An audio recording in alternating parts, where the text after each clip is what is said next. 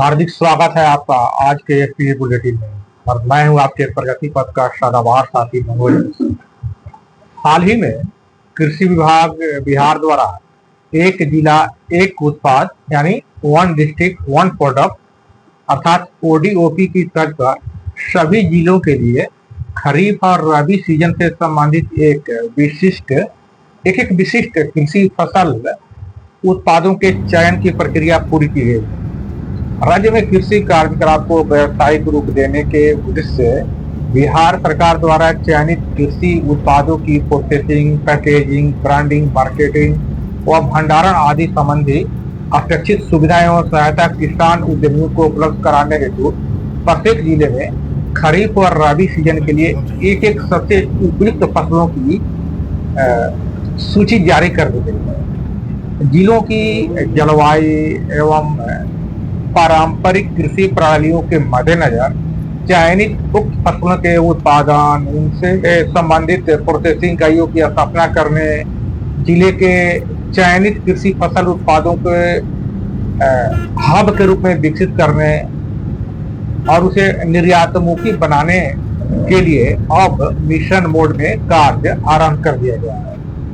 राज्य की कृषि, किसानों और ग्रामीण क्षेत्रों के समुत्थान में यह कदम कितना प्रभावकारी व लाभकारी साबित हो सकेगा, इस पहल से कितने कारोबारी अवसरों के उभरने की संभावना है और कृषि कारोबार से जुड़े लोगों को किस स्तर की बारहमासी आजीविका उपलब्ध हो सकेगी, इसकी पड़ताल हम वीडियो में आगे करेंगे। परंतु इससे पहले आपके लिए यह जानकारी हासिल कर लेना जरूरी है कि किन किन जिलों के लिए कौन कौन से खरीफ और रबी फसल का चयन किया गया है। एक महत्वपूर्ण बात और, यदि आप इस चैनल पर नए हैं और अभी तक आपने इस चैनल को सब्सक्राइब नहीं किया है तो यह काम तुरंत कर ही लीजिए ताकि नवीनतम लाभकारी जानकारी से आप हरदम अपडेट रह सके। आइए बारी बारी से जिलेवार सरकार द्वारा चयनित खरीफ और रबी फसल की जानकारी हासिल कर ली जाए। तो देखिए, मुजफ्फरपुर जो जिला है उसके लिए खरीफ सीजन के लिए हरी मिर्च और रबी सीजन के लिए लहसुन का चयन किया गया है। पश्चिम चंपारण जिले के लिए खरीफ सीजन में मरचा धान और रबी सीजन के लिए मेथी का चयन किया गया है। अब बात करते हैं पूर्वी चंपारण का, तो वहाँ खरीफ सीजन के लिए हल्दी का और रबी सीजन के लिए हरी मटर का चयन किया गया है। चौथा जिले की बात करें शिवहर है, उस जिले के लिए खरीफ सीजन के लिए खस और जो औषधीय पौधा है और रबी सीजन के लिए मटर का चयन किया गया है। बात करें सीतामढ़ी की, तो यहाँ के लिए खरीफ सीजन के लिए हल्दी का और रबी सीजन के लिए तीसी का चयन किया गया है।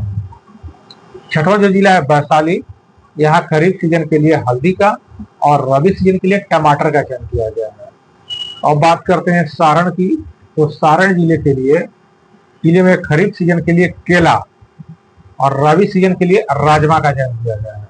आठवां जिला सिवान है, सिवान में खरीफ सीजन के लिए हल्दी का और रबी सीजन के लिए लहसुन का चयन किया गया है। नौवां जिला गोपालगंज है और यहाँ खरीफ सीजन के लिए हल्दी का और रबी सीजन के लिए टमाटर का चयन किया गया है। बात करते हैं दरभंगा जिले की, यहाँ खरीफ सीजन के लिए सिंघाड़ा जो पौधा होता है और रबी सीजन के लिए राजमा का चयन किया गया है।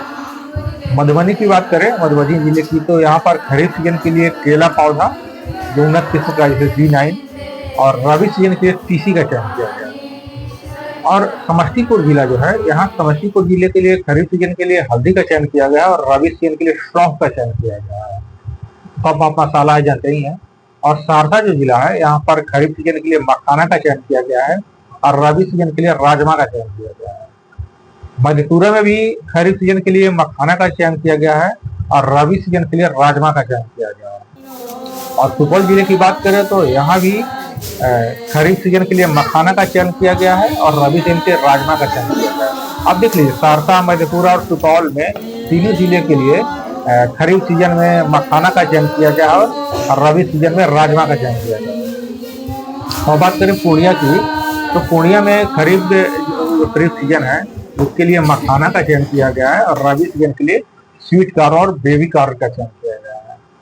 बात करें अररिया की, तो यहाँ पर खरीफ सीजन के लिए मखाना का चयन किया गया है और रबी सीजन के लिए हरी मिर्च का चयन किया गया है। किशनगंज जिले में खरीफ सीजन के लिए मखाना का और रबी सीजन के लिए हरी मिर्च का चयन किया गया है। कटिहार जिला जो है वहाँ खरीफ सीजन के लिए मखाना का चयन किया गया है और रबी सीजन के लिए हरी मिर्च का चयन किया गया है। अब बात करें भागलपुर की, तो भागलपुर जिले के लिए सरकार द्वारा खरीफ सीजन के लिए कतरनी धान का चयन किया गया है और रबी सीजन के लिए प्याज का चयन किया गया है। केशोर जिला जो बांका है, यहाँ पर खरीफ सीजन के लिए कतरनी धान और रबी सीजन के लिए टमाटर का चयन किया गया है। बात करें मुंगेर की, मुंगेर जिले की, तो यहाँ पर खरीफ सीजन के लिए पपीते पौधे का और रबी सीजन के लिए हरा टमाटर का चयन किया गया है। लखीसराय जो जिला है, यहाँ पर खरीफ सीजन के लिए प्याज का और रबी सीजन के लिए हरा मटर का चयन किया गया है। शेखपुरा जिले की बात करें तो यहाँ पर खरीफ सीजन के लिए मूंगफली का और रबी सीजन के लिए प्याज का चयन किया गया है।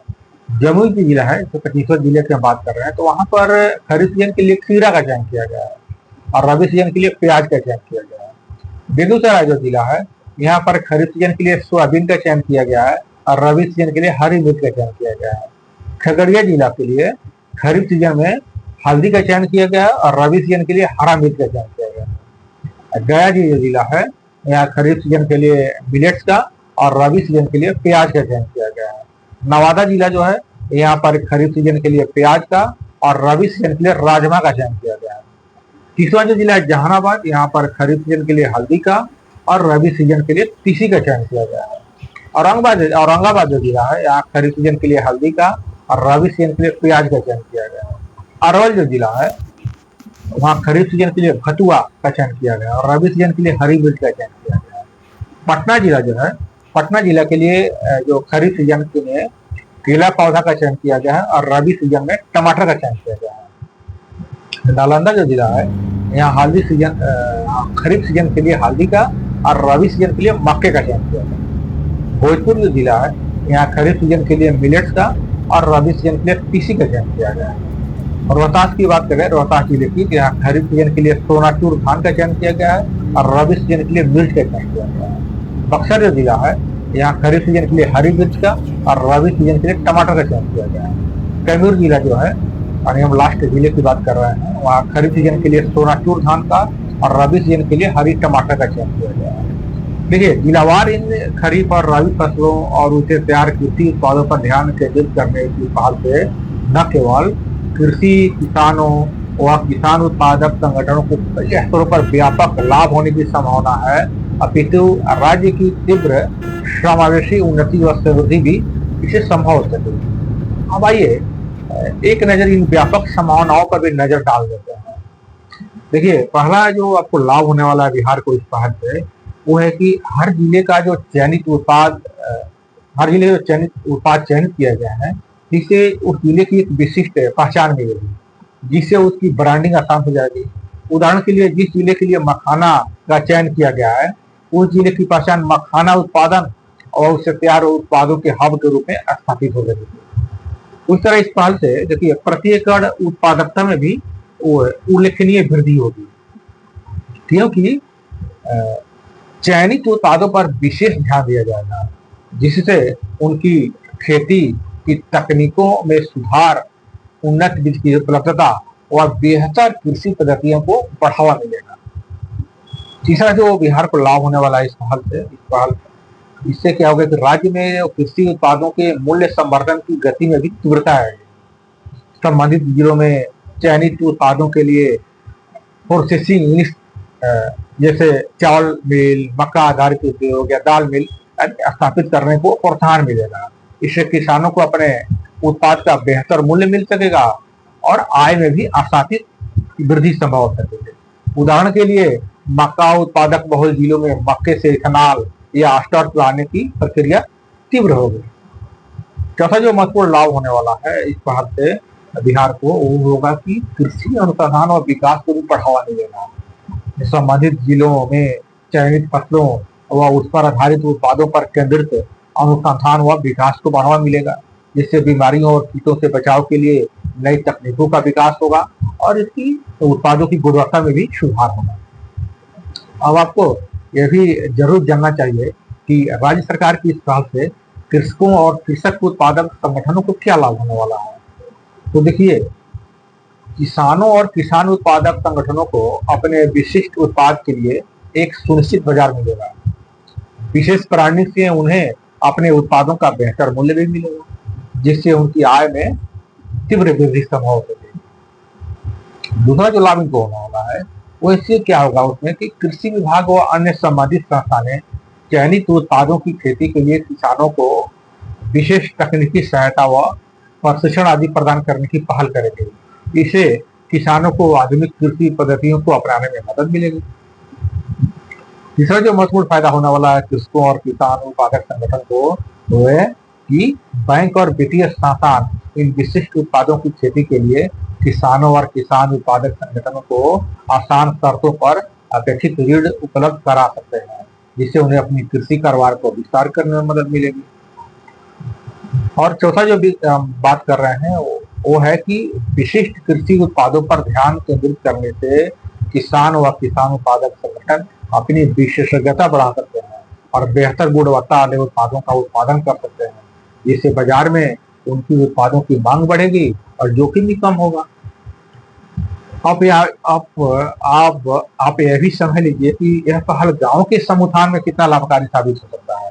तो देखिए, मूल्य संवर्धन इकाइयों और संबंधित उद्योगों की स्थापना से ग्रामीण क्षेत्रों में नए रोजगार का सृजन होगा, जिससे ग्रामीण आबादी का पलायन रुकेगा और स्थानीय अर्थव्यवस्था क्या होगी, मजबूत होगी। दूसरा जो लाभ होने वाला है गांव को है कि विशिष्ट उत्पादों के लिए आपूर्ति श्रृंखला यानी सप्लाई चेन को मजबूत करने के लिए परिवहन, भंडारण व कोल्ड स्टोरेज जैसी सुविधाओं का विकास होगा, जिससे गांव में बेहतर बुनियादी ढांचे विकसित होंगे। तीसरा जो गांव को लाभ होने वाला है इस पहल से वो यह होगा कि जब किसान व किसान उत्पादक संगठन अपनी उपज का बेहतर मूल्य इस पहल से प्राप्त कर सकेंगे और ग्रामीण क्षेत्रों में नए उद्योग स्थापित होंगे, तो गांव में आत्मनिर्भरता और समृद्धि भी आएगी। जाहिर है इस पहल से गांव का समग्र विकास होगा। एक बात और, इस पहल से ग्रामीण पर्यटन को बढ़ावा मिलेगा। जैसे कुछ विशिष्ट उत्पाद जो कृषि उत्पाद है वो ग्रामीण पर्यटन को बढ़ावा दे सकते हैं, जैसे लीची के बागान या मखाना के खेत आदि को मनोहारी बनाकर बिहार में पर्यटकों को आकर्षित किया जा सकता है। तो मुझे लगता है कि अब आप भली भांति समझ गए होंगे कि राज्य सरकार के इस पहल से बिहार के कृषि परिदृश्य में दूरगामी और सकारात्मक परिणाम दृष्टिगोचर होंगे। कृषि उत्पादों की विशिष्टता, गुणवत्ता और मार्केट लिंकेज आदि संबंधी तीव्र पहलों से बिहार के कृषि क्षेत्र में एक नए युग की शुरुआत हो सकती है। लिहाजा न केवल किसानों की आय में आशातीत बढ़ोतरी होगी, बल्कि ग्रामीण क्षेत्रों में भी समग्र उन्नति, समृद्धि और आत्मनिर्भरता की बयार रहेगी। यह एक ऐसा सकारात्मक बदलाव है जिसका सपना दशकों से हर बिहारी निश्चित रूप से देखता रहा है। बहरहाल इस विषय में आप क्या सोचते हैं, कमेंट करके जरूर बताइएगा। जल्द ही मिलते हैं एक नई लाभकारी जानकारी के साथ। नमस्ते।